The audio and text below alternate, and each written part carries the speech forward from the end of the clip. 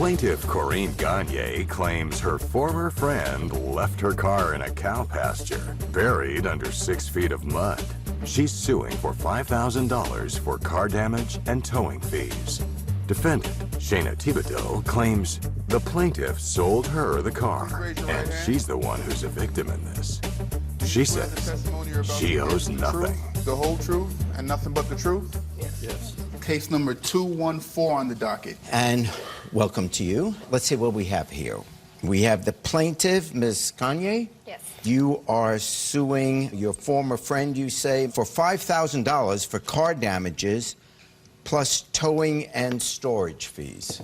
Why don't I hear your side first, and then I'll get to you, okay? I'm suing her because she's the scumbag that decided to destroy the car that I let her borrow. $200 isn't paying for a car. I'm going to give you a chance in a moment. $200 isn't paying for a 2001 SUV that's in pristine condition that was fine. Okay, so you loaned her the car, or sold her the car? I was going to sell her the car, and then And how much were you going to sell it for? $1,000. Okay. And she had made payments already? Yes, we decided to make a payment plan because she was like about to have a baby, working, and everything's like that. So I decided to take payments. I had gotten $200 of the payments. Okay. And in those 2 months of her paying me, I'd seen different Snapchat videos of her driving my car recklessly. Like I didn't want my car to be destroyed before it was paid for. So what happened to the car? So I let her borrow it and use the $200 as a rent. And because she needed it to get to doctor's appointments and everything like that. So I was then supposed to get it that following Friday because she was going to get a new car. That following Friday, I messaged her, and she supposedly was out of town. The next day, I messaged her, and she said, "Oh, I came back and the car was gone. I figured you grabbed it." I don't have an extra key for the car. It's $195 for an extra key for my car. So I then reported it stolen. They then went to go talk to her. When the police came back, they said that it was obvious that she was lying to them. And so I said, okay, and then...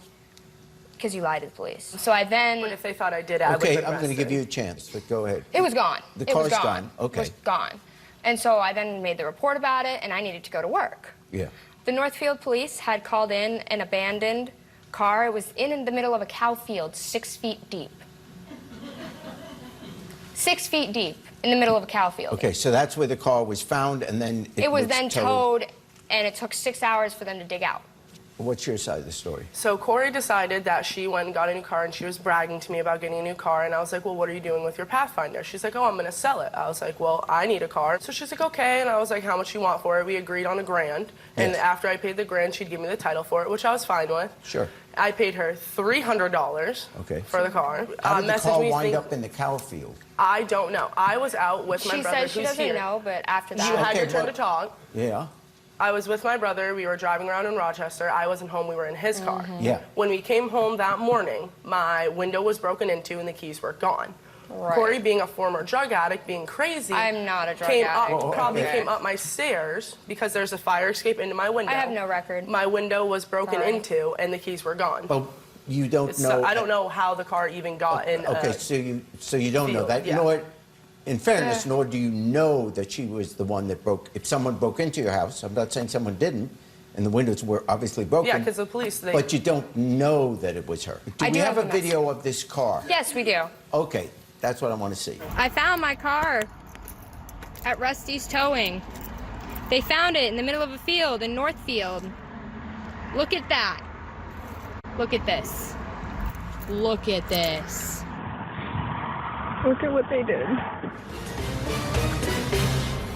Hold on. I have before too. Yeah, let me take a look. Oh, this is the before picture. Yeah, and I also have the messages that she's talking about of me saying I'd that like it to was see her those. driving recklessly. There we go. Two. There's two.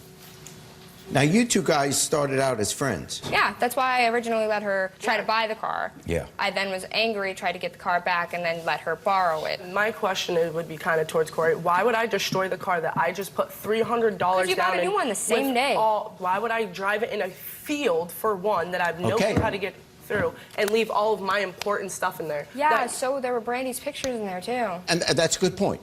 But also, on that same point, I'm trying to think of a possible motive the plaintiff would have for taking a car that she still owned, legally owned, and taking it to a cow pasture, having it basically ruined, then towed, then paying storage. In other words, when I look at this, I'm not saying someone didn't take the car, but I can't find a motive, frankly, for her to have done it. Why would you take your own car that you've only got $200 for so far and destroy it? It makes no sense for her to have taken it, and I understand what you just said. Yeah, because why would I destroy it? Right, I understand. So I'm thinking that neither of you two, maybe someone you know, maybe not, but neither of you two. So here's what I'm finding. There's no proof that either of you took it. This is not a criminal court. I can't make a judgment that one of you two is a thief, because that's a crime that people go to prison for. Plus, I'm just saying, no one has submitted proof that either of you two stole it. This is what I do know. Originally, you two were friends. Originally, there was the agreement, that you would purchase the car for $1,000 and pay $100 a month. At the time all this happened, you were making the payments. There's a discrepancy whether it's $200 or $300. So what I found now, since you still own the car, the title is still yours. Right, but... But what? Like, I can't get my car out of the impound. It's $2,000 right now. It was $750 to begin with. Like, I can't do that. Like, my entire life is messed up because of this. I just want my car back. You have another car. Okay, it doesn't drive in the winter. It drives in the winter. No, Your it stop doesn't. story is not needed. What do you think your responsibility is on this? I know that it wasn't me who stole the car. I gave you $300 for the car, so technically it's both of our cars. Technically, because we had an agreement. I gave you $300 out of the $1,000. In the police report, it says the last time, she said the last time that the keys were there were on her key ring. The original deal was that she would buy the car for $1,000. So she gives you the remainder of the $1,000. You give her the title to the car. Then it's her responsibility to do whatever she wants with the car. So therefore, I find she's already paid you $200. It is not your car anymore. You agreed to sell it to her for $1,000. Imagine. Wait a second. Just stop for a second, okay? Imagine none of this stuff happened. Imagine you're still best friends. You sold her the car for $1,000. You don't have that car anyway. It is not your responsibility. You're not stuck with a bill. You're not stuck with that. You are selling her the car for $1,000. That was your deal. That's what you wanted to do. I asked for it back. And well, that's after you sold it to her. You shouldn't have sold it to her in the first place. I know. You're not getting screwed here, to be honest. Look, I'm sympathy. I don't like to see any person being hurt, like you're obviously being hurt. But think of it rationally. You wouldn't even be here in court. If it didn't wind up in the cow field, you wouldn't have that car anyway.